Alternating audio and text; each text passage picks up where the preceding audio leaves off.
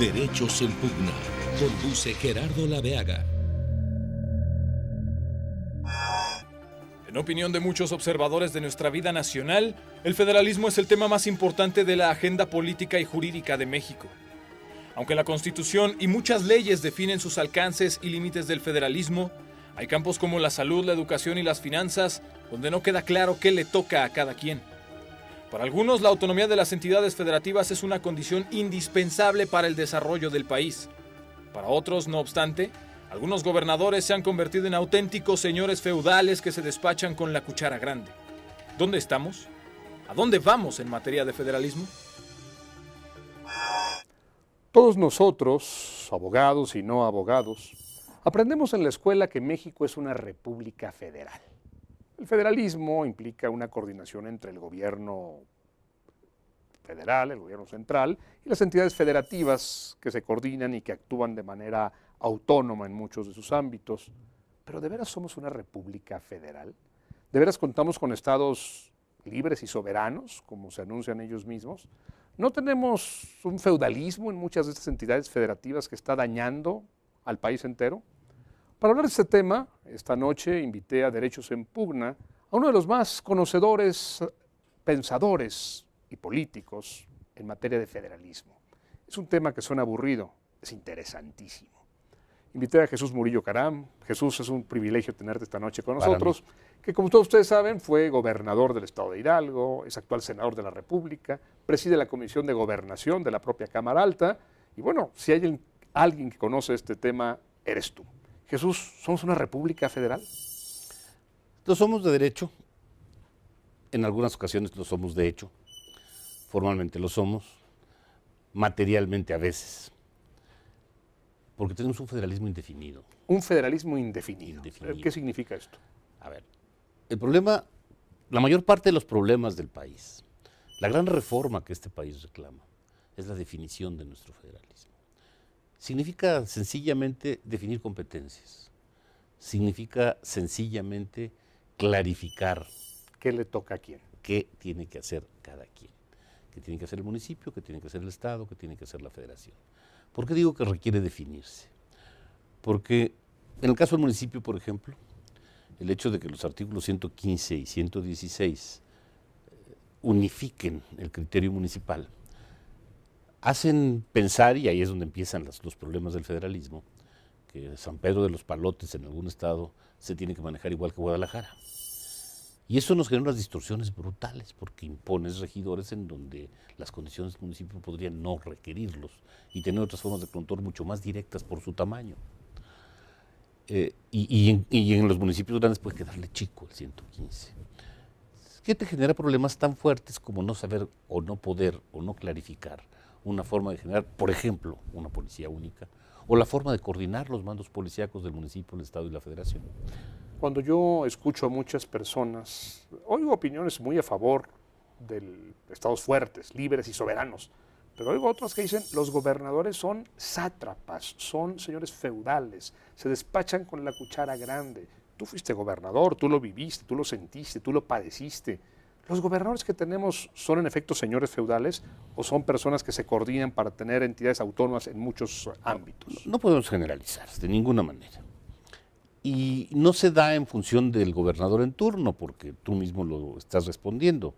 Hay gobernadores que sí, hay gobernadores que no, entonces depende del gobernador. En un mismo estado, al término de uno, puede restablecerse la plenitud del Estado federal. Lo que yo creo que permite que esto suceda es justamente esta indefinición en cuanto a los campos de acción. La indefinición incluso en cuanto a algunos órganos que tienen que tener una real autonomía, como el Congreso. El Congreso de cada estado. De cada estado. ¿Y lo tienen hoy día? En algunos casos sí, en algunos casos no. Y depende en más de las ocasiones de la forma de manejo. Hay muchas formas de manejarnos en política y en el ámbito de gobierno, con apego a la ley inclusive, dentro del orden jurídico de cada estado. Habla de indefinición. Esto habla de indefinición. Dijiste algo que me llamó mucho la atención, dijiste el federalismo es uno de los grandes pendientes del país, es uno de los grandes problemas. El tema que toques pasa por un problema de federalismo. ¿Por qué no tocamos algunos? Adelante. Materia fiscal. ¿Cómo están funcionando los impuestos en la federación y en los estados? ¿Cómo funcionan los municipios? ¿Qué problema ves ahí? Es un tema de moda, absolutamente de moda. Hace unos días algún funcionario o exfuncionario del gobierno federal dijo que los estados estaban muy mal porque no habían querido aplicar un 5% de impuestos más al consumo. El problema no es que los estados no quieran cobrar impuestos. El problema es que hay una ley de coordinación que se derivó de un convenio de coordinación que señala que en este país el que cobra la mayor parte de los impuestos es el gobierno federal y después distribuye ese dinero entre los estados conforme a varias reglas. ¿Esto es sano en un modelo de federalismo? Hay países que lo hacen al revés y otros que lo hacen como nosotros. El problema es otra vez de indefinición.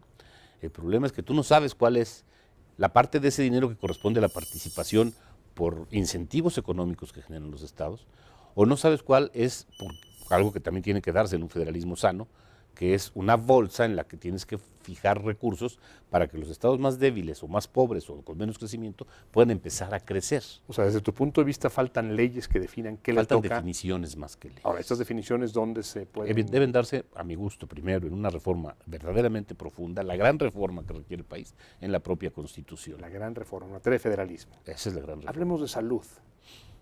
Es el ejemplo más claro de la indefinición del no acabado. En materia de salud hay una coordinación entre los estados y la federación, e inclusive en algunos casos hasta en los municipios. Pero es una coordinación más de hecho que de derecho.